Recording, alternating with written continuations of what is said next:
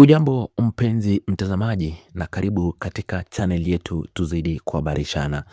Rais mstaafu wa Jamhuri ya Muungano wa Tanzania Jakaya Mrisho Kikwete ameshiriki katika mkutano wa ngazi ya juu nchini Norway uliomkutanisha na Masud Boulous ambaye ni mshauri mkuu wa rais wa Marekani Donald Trump kufuatia ukimya wa miezi kadhaa nyumbani. Mazungumzo hayo maalum yalifanyika kando ya jukwaa la kimataifa la Oslo Forum linalofanyika nchini Oslo kuanzia tarehe 10 hadi sasa Juni mwaka 2026. Mkutano huo ulijikita katika kujadili mbinu za kupambana na changamoto mbalimbali za amani na usalama, njia za utatuzi wa migogoro ya kisiasa barani Afrika, diplomasia ya kimkakati pamoja na mizozo inayovuruga utulivu katika kanda ya Mashariki ya Kati na mataifa ya Kiarabu. Ujio huu wa ghafla ya kiongozi huyo wa zamani kwenye ulingo wa kidiplomasia umevuta umakini mkubwa wa raia kote nchini Tanzania ambao wamekuwa wakioji uliopo ama alipo kutokana na kujitokeza kwake mara kwa mara katika masuala yanayoguza mustakabali wa taifa lake hivi karibuni. Ushiriki wa Jakaya Kikwete katika jukwaa hilo kubwa la amani unakuja katika kipindi ambacho anga la ndani ya kisiasa nchini Tanzania limekubikwa na mijadala mizito, misoso na utata mkubwa wa kisheria unaohusisha kesi ya uhaini ya makamu mwenyekiti wa chama cha upinzani cha Chadema Tundu Antipas Lissu.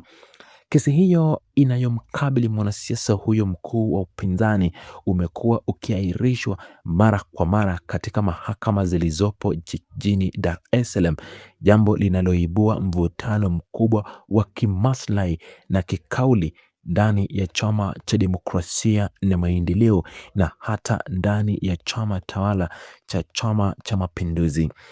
Kabla ya kuonekana kwake mjini Oslo, rais huyo mstaafu amechagua kutofungamana au kuingililia kabisa mijadala hiyo ya ndani, ikiwemo matukio ya hivi karibuni ya viongozi kuitana majina ya usaliti kama vile Yuda ndani ya muundo wa utendaji wa chama tawala. Ukimya huo ulichangiwa na msimamo wa awali wa baadhi ya rais walioshambulia kiongozi huyo na kumtaka aachane kabisa na siasa za ndani na kuwa muda wake wa utawala ulishakamilika. Jukwaa la Oslo Forum linalojulikana duniani kote kama kivuto kikuu kinacholeta pamoja viongozi mbalimbali wa dunia,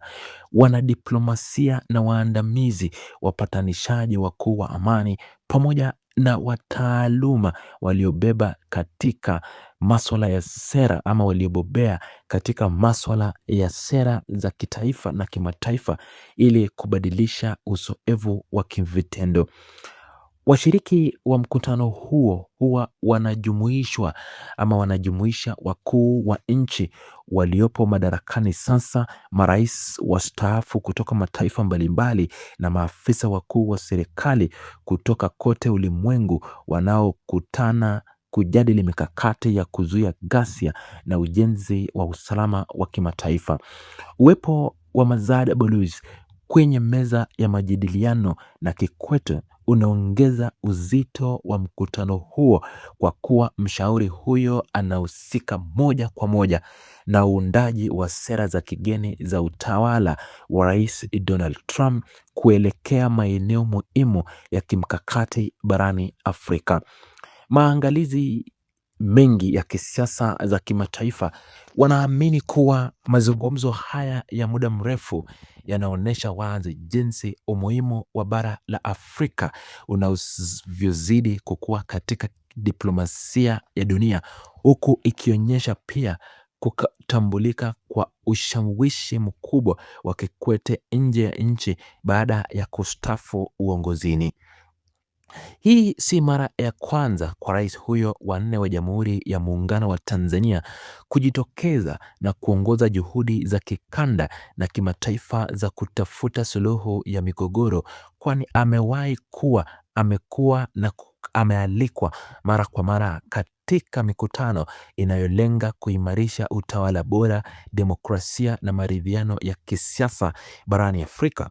Wafuasi wake wamesisitiza kuwa uzoefu wake mkubwa ulioupata wakati akiwa mkuu wa nchi unamfanya kuwa sauti ya kuheshimiwa sana katika ujenzi wa mifumo vya amani, wakati wakosoaji wake wengine wa ndani wakidai kuwa viongozi wastaafu wanapaswa kuelekeza nguvu zao katika kutafuta changamoto za kijamii ama kutatua changamoto za kijamii na kisiasa za nyumbani badala ya kukimbilia majukwaa ya nje.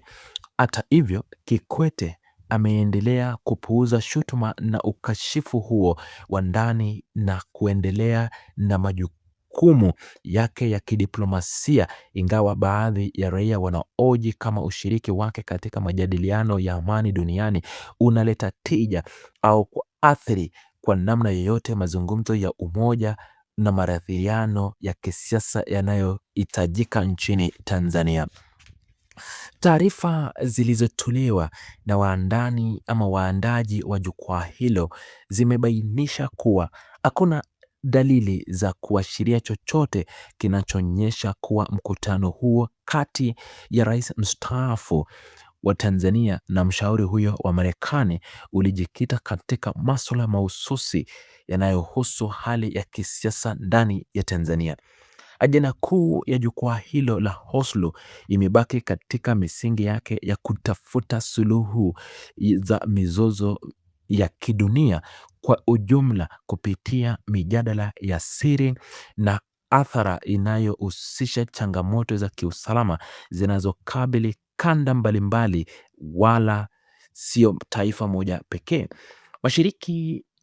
Washiriki wa jukwaa hilo wameendelea kubadilishana mbinu za kuzuia ukosefu wa utulivu katika mataifa tofauti, ambapo uzoefu wa viongozi wakuu wastaafu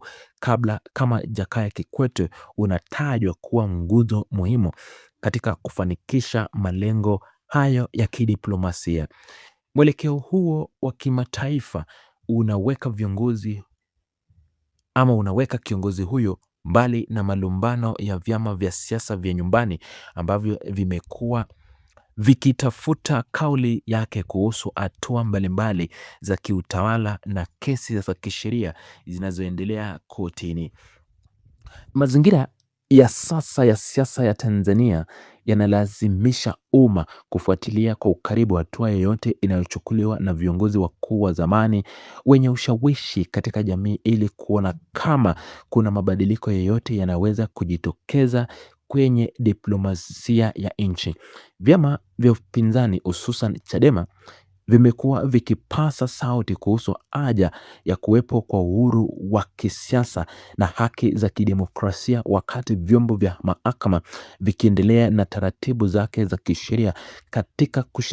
kusikiliza mashitaka yanayowakabili viongozi mbalimbali walio gerezani au dhamanani. Hatua hiyo inafanya uwepo wa Kikwete kwenye meza ya amani na usalama huko Norway kutazamwa kwa mitazamo tofauti na raia ambao wapo wanaoridhishwa na uwakilishaji wake kidiplomasia, huku wengine wakitamani angekuwa ama angetumia nafasi hiyo kushauri mifumo ya ndani ya nchi yake kuelekea maridhiano ya kweli. Hata hivyo, msimamo wa rais huyo mstaafu umeendelea kuonyesha utofauti mkubwa kati ya majukwaa ya kitaifa na yale ya kimataifa yanayomhitaji kama mpatanishi wa migogoro. Katika kufanyika kwa mazungumzo hayo kando ya jukwaa la Oslo kunathibitisha kuwa mifumo ya kidiplomasia ya kimataifa inaendelea kutegemea viongozi wenye uzoefu wa muda mrefu wa utawala katika kuleta maridhiano kwenye maeneo yenye mapatanisho magumu ya kisiasa na kijeshi. Masad Boutros ambaye anawakilisha maslahi ya sera ya kigeni ya Donald Trump ameonyesha nia ya kuendelea kushirikiana na viongozi wa Afrika wenye ushawishi mkubwa ili kuhakikisha utulivu wa kikanda unaopatikana hasa katika kipindi hiki ambacho mizozo mingi ya kisiasa inadhishia usalama wa kiuchumi na kijamii duniani. Hatua hiyo inamweka Jakaya Kikwete katika nafasi nzuri ya kuendelea kutambulika kama mdau muhimu wa amani ya kikanda, huku akiziba kizogo kelele na shutuma zinazomhusisha na migogoro ya ndani ya vyama vya siasa nchini Tanzania. Mkutano huo unajenga taswira mpya ya jinsi viongozi wastaafu wanavyoweza kutoa mchango mkubwa katika usalama wa dunia bila kuingilia mifumo ya utawala uliopo madarakani katika nchi zao za asili.